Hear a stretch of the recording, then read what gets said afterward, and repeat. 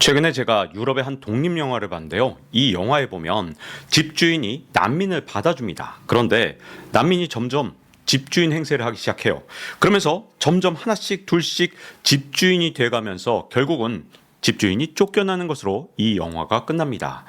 이건 유럽 사람들이 갖고 있는 저 밑바닥에 난민에 대한 공포를 그린 영화라고 할 수 있는데요.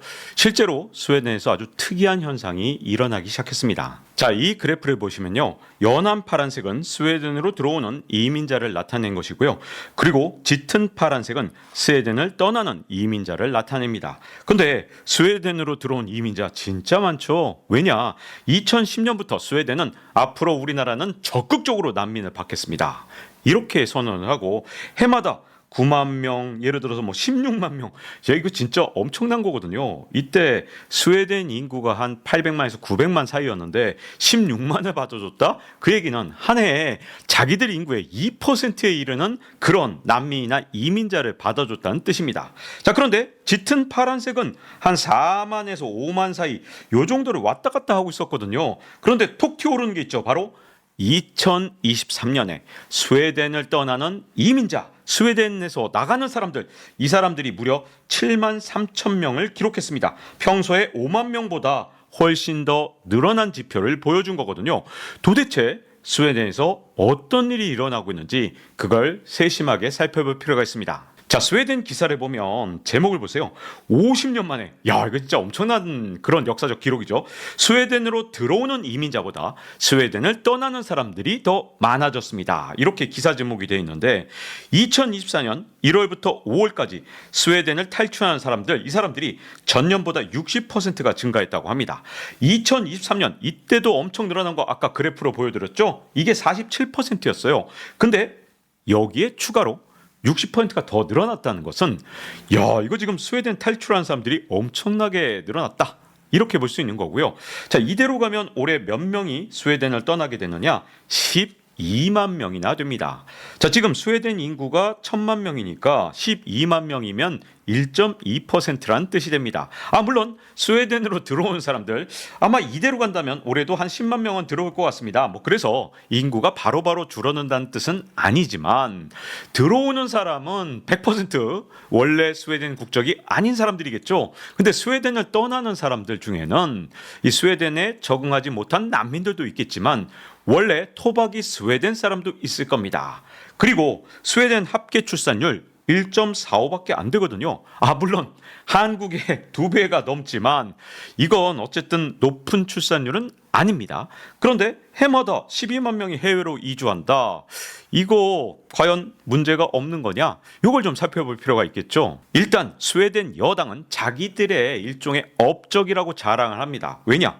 스웨덴 우파가 2022년에 정권을 잡은 다음에 난민들에 대해서 여러 가지 불리한 정책들을 내놨고, 그래서 국적을 포기하거나 아니면 여기서 좀 영주권을 좀 얻었던 사람들, 이런 사람들이 지금 떠나고 있기 때문에 이렇게 12만 명쯤 떠날 거다. 이거 우리 업적이다. 이렇게 얘기를 하지만 스웨덴 정부에서 지금 정확하게 이 12만 명이 떠난다면 여기서 원래 스웨덴 토박이들이 몇 %고 그리고 이민으로 들어왔던 사람, 난민으로 들어왔던 사람이 몇 %인지 이걸 밝히고 있느냐? 밝히고 있지 않습니다. 왜냐? 지금 현재 떠나는 이 12만 명가량의 사람들, 스웨덴 토박이들도 꽤 많이 포함되어 있기 때문에 스웨덴 국적 포기자의 원래 국적을 발표하지 않고 있고, 그리고 연령대도 나오지 않고 있습니다. 그런데 이 숫자에는 스웨덴 청년들이 굉장히 다수가 포함되어 있을 가능성이 높습니다. 자, 세계 최고의 복지 국가라고 하는데 난민이든 원래 토박이 스웨덴인이든 왜 국적을 포기하는 것일까? 이 부분을 살펴볼 필요가 있는데요. 자, 2022년부터 이민자 집단이 구성한 갱단의 범죄가 지금 스웨덴에서 급증을 했습니다.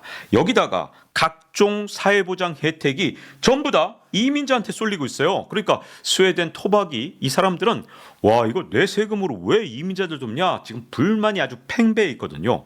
그리고 최악의 부동산 버블이 생기는 바람에 청년들이 스웨덴에서 집을 사는 것도 굉장히 어려워졌고요. 원래 집값이 오르면 임금을 올려달라는 그런 욕구가 훨씬 더 높아질 수밖에 없거든요. 그래서 기업들도 이거 스웨덴에서 계속 장사하는 게 괜찮은 거야? 이런 우려를 하고 있는 상황입니다. 자, 그러면 이 원인을 하나하나 짚어보겠습니다. 자, 먼저 이민자들의 깽단 범죄, 이거 진짜 스웨덴에서 너무너무 심각하거든요. 2020년부터 이 깽단에 의한 폭발물 테러 같은 게 일어나기 시작했는데 2023년에는 이게 폭증을 했습니다. 2023년 5월에 12살 자기 아들을 보호하려던 39살 아버지가 깽단한테 살해당한 일이 있었고요.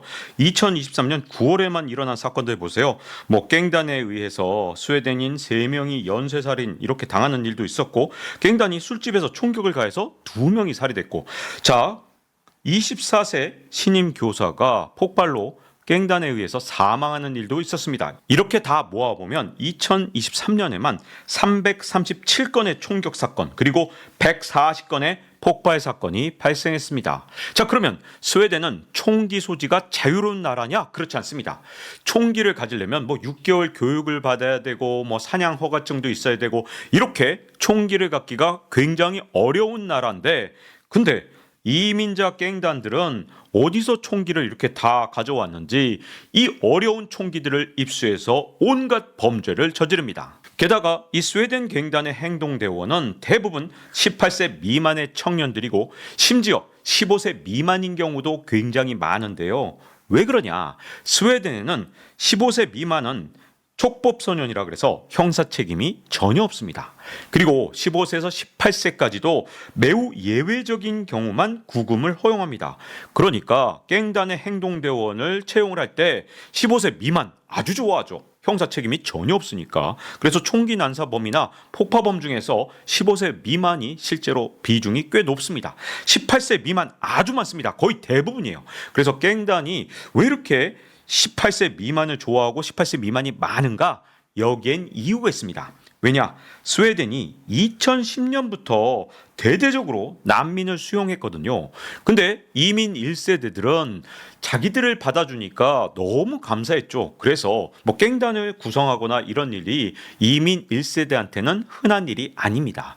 근데 아버지 어머니를 따라서 들어온 당시에는 어린이였던 이민 1.5세대가 뭐 15세대고 18세대고 그러면서 자기들이 엄청난 차별을 받아왔다라고 불만 세력이 되거든요. 그래서 깽단에 가입하고 지금 범죄를 저지르는 일이 늘어나고 있는데, 이들이 점점 더 성인이 될수록 더욱더 이 범죄가 더욱더 흉폭해지고 그럴 가능성이 굉장히 높거든요. 그래서 스웨덴에서는 지금 어떻게든 이 깽단을 잡으려고 그러는데 이게 정말 쉽지가 않습니다. 고집스럽게 법을 유지하는 건 좋은데 문제는 그러다 보니까 15세 미만 아무리 범죄를 저질러도 이 형사 책임이 전혀 없다 보니 계속해서 어린이들을 동원한 범죄가 끊임없이 일어나고 있는 겁니다. 근데 문제점은요, 이 사회보장 혜택을 이민자가 대부분 다 차지하기 때문에 스웨덴 청년들 입장에서는 완전히 소외됐다는 겁니다. 자, 스웨덴 국외 출생자는 214만 명으로 전체 인구 1000만 명 가운데 20% 조금 넘어요. 이렇게 차지하고 있는데, 자, 이들이 대부분 다 경제 활동을 정상적으로 하지 못하기 때문에 이게 스웨덴 경제의 부담을 가중시키고 있습니다. 20%밖에 되지 않는데 전체 실업률의 55%를 차지합니다. 엄청난 숫자죠? 거기다가 복지 지출의 65%가 바로 이들 이민자들한테 나가고 있습니다. 그리고 빈곤 아동의 77%를 차지하기 때문에 이 아동이 커서 계속해서 빈곤층으로 남을 가능성 굉장히 높은 상태입니다. 그러면 스웨덴 입장에서는 뭔가 세율을 좀 높이고 뭔가 조치를 취해야 될 것 같은데, 자, 스웨덴은 법인세율을 크게 낮췄습니다. 20.6%로. 근데 소득세율은 또 크게 높였어요. 최고 60%까지 높였는데, 자, 사회보장 혜택은 엄청나게 줄었는데 그나마 이민자들한테 그게 다 돌아가는 걸 스웨덴 청년들이 보면서 스웨덴에 계속 남아있고 싶을까? 자, 이 부분에 있어서 문제가 있는 거죠. 조금이라도 능력 있는 청년들이 스웨덴을 자꾸만 떠나려고 합니다. 왜? 내 세금이 대부분 다 이민자, 난민들을 위해서 지출이 되고, 그리고 자기한테 돌아오는 건 앞으로 없을 거라는 공포가 굉장히 큰 거죠. 자, 예전에 스웨덴 1980년대 뭐 90년대 이럴 때 스웨덴 사람들은 세금이 막 50% 60% 된다 하더라도 나중에 이게 자신감이 있었거든요. 내가 낸 세금이 노후에 나를 위한 복지 지출로 돌아온다, 이런 믿음이 있었는데 이제 그런 믿음이 깨지기 시작한 겁니다. 거기다가 2010년대 이후에 들어온 이민자 한 200만 명 정도 들어왔으니까 한 800만 명 되는 인구에서 와 이거 진짜 어마어마한 숫자가 들어온 거잖아요. 그러면 집값이 어떻게 될까요? 그것만으로도 집값이 올라갈 요인이 되겠죠. 아무리 이민자가 돈이 없다 하더라도 살 곳은 필요합니다. 그리고 이민자들은 이 도시로 들어오지 농촌으로 가는 경우가 별로 없어요. 그러니까 이 좁아터진 스톡홀름에 다 이민자들이 몰려드니 이 스톡홀름의 집값이 엄청나게 올라갈 수밖에 없죠. 그런데 스웨덴 정부는 오랜 기간 저금리 정책을 쓰고 여기다가 주택가격 오르라고 아예 부채질을 했습니다. 주택 보유에 대해서 세금 공제 혜택까지 준 겁니다. 그런데 공급이라도 많이 해야 될 텐데 스웨덴 정부가 난민은 왕창 받아놓고 토지 이용을 규제했습니다. 특히 스톡홀름 같은 대도시를 중심으로는 더 이상 건물을 짓지 못하도록 했거든요. 그러니까 주택 공급이 제한됐죠. 그래서 집값이 진짜 천정부지로 치솟아 올랐는데 자 그러면 스웨덴 젊은이들 입장에서 얼마나 살기가 어려울까요? 집값은 폭등해서 집을 사기도 어렵죠. 그 다음에 내가 돈을 벌어봤자 내가 번 돈에 고소득자는 이거 잘못하면 한 30%? 뭐 한 40%내 손에 쥐는 게 그거밖에 안 된다. 그러면 능력 있는 사람이 뭐하러 스웨덴에 남아서 일을 계속할까요? 이제 스웨덴 청년들은 능력이 있으면 있을수록 전부 다 미국으로 떠나려고 굉장히 노력하고 있습니다. 능력이 있을수록 스웨덴을 버리고 떠나는데 그러면 누가 스웨덴에서 세금을 내고 그리고 누가 스웨덴 경제의 버팀목이 될 것인가? 이 부분이 문제가 될 수밖에 없는 거죠. 그래서 스웨덴은 아주 특이한 이 세율이 있습니다. 아까 제가 스웨덴 최고 세율이 60%라고 했잖아요. 근데 이거 연령 차별합니다. 65세 이상한테 60%의 세금이 적용되거든요. 65세 미만은 세율이 이거보다 낮습니다. 왜냐? 젊은 사람일수록 스웨덴을 떠나려고 그러고 나이가 많은 사람은 이제 스웨덴에서 복지 혜택을 보기 위해서 스웨덴을 잘 떠나지 않습니다. 지금까지 젊었을 때 낸 돈 이거 스웨덴 정부에서 다 받아내야겠죠. 그러니까 50대만 돼도 누구도 스웨덴을 떠나려고 하지 않습니다. 그동안 젊었을 때 낸 돈 이제 돌려받아야 되니까요. 근데 20대 30대는 야 내가 스웨덴에 계속 남아서 세금 계속 내면 이민자들한테 다 가는데 내가 노후에 과연 내가 낸 세금을 돌려받을 수 있겠냐? 우리 부모 세대는 가능했지만 나는 안 되겠구나. 그러니까 조금이라도 똑똑한 청년들이 스웨덴을 탈출하는 현상이 일어난 겁니다. 탈스웨덴 시대가 열렸다 해도 과언이 아닌데 스웨덴 경제의 현주소를 보면 지금 굉장히 심각합니다. 왜냐하면 갱단 범죄가 끊임없이 일어나니까 사회적 비용이 대폭 증가했습니다. 스톡홀름 상공회의소가 조사한 결과 스웨덴 기업 10개 가운데 8개 꼴로 이 폭력 사태로 인해서 외국에 인재를 유치하거나 아니면 투자 유치를 하거나 관광객 유치가 어려워질 것이라고 답변을 했다고 합니다. 여기다가 부동산 버블 한참 키웠다가 이게 지금 현재 붕괴되고 있거든요. 2022년 2분기 고점 대비 9% 하락했습니다. 갑자기 스웨덴을 떠나는 사람들이 2배 이상 늘어나니까 당연히 부동산 버블 붕괴가 심각하게 일어날 수밖에 없는 거죠. 새로 들어오는 사람들, 이 사람들의 재산보다야 스웨덴을 떠나는 사람들의 재산이 훨씬 많을 수밖에 없는데 한 10만 명 들어온다 하더라도 이 사람들보다 당연히 나가는 12만 명 스웨덴 경제한테 훨씬 더 중요한 사람들이 나가고 있을 가능성이 굉장히 큽니다. 그러다 보니까 스웨덴의 처참한 경제 성적표 진짜 말이 아닌데요. 2023년 스웨덴의 경제 성장률은 마이너스 0.6%였습니다. 2024년 전망치를 보면 스웨덴 국립연구소 여긴 또 이제 국책이다 보니까 올해 0.5%는 성장한다 이렇게 주장하고 있지만 유럽위원회는 야 너네 0.2밖에 성장 못해 이렇게 안 좋게 보고 있습니다.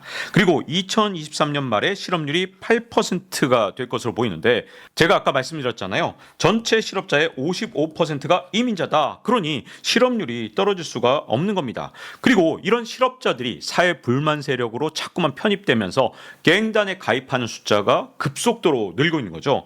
그래서 지금 현재 탈스웨덴 속도가 점점 가속화되고 있다 해도 과언이 아닙니다. 이민자를 무조건 받아들이는 게 좋다. 아니면 무조건 이민자는 배척해 좋다. 이렇게 흑백 논리로 보는 건 좀 위험합니다. 이민자를 어쩔 수 없이 우리도 받아들여야 될지도 모릅니다. 그런데 문제점은 뭐냐면 이민자를 받아들일 때 우리 문화에 융합이 되든지 아니면 우리하고 어울려 살 수 있는지 이런 것들을 치밀하게 다 고민을 하고 이민 정책을 써야지 그냥 무조건 이민자 받아들이면 당장은 경제 성장률이 올라가는 것처럼 착시 현상이 일어나거든요. 더군다나 기성세대 입장에선 좋죠. 이민자들이 아무리 돈이 없다 하더라도 그중엔 돈 있는 사람도 있고 아닌 사람도 있고 뭐 온갖 사람들이 있다 보니까 이민자가 들어오면 집값이 당장 크게 오릅니다. 그러니까 기성세대 중심의 이 정치권은 어떻게든 이민자를 더 많이 받아들이려고 노력하기 마련이거든요. 하지만 이민자 정책을 섣불리 썼다가는 스웨덴처럼 2010년부터 시작했더니 2024년에 스웨덴 경제를 거꾸로 끌어내리는 역할을 하잖아요. 14년 만에 스웨덴 경제에 악영향을 주고 있습니다. 앞으로 이민자 정책 꼭 써야겠다면 진짜 철저하게 연구하고 이민자 정책을 써야지 그냥 섣불리 남이 하니까 따라한다든가 뭐 이런 식으로 갔다가는 나중에 큰 화를 겪을지도 모릅니다. 우리의 소중한 청년들의 미래가 이 이민자 정책을 어떻게 하느냐에 달려있다 해도 과언이 아닙니다. 자, 이제 박종훈의 지식 한방 마칠 시간이 됐습니다. 다음 시간에 뵙겠습니다.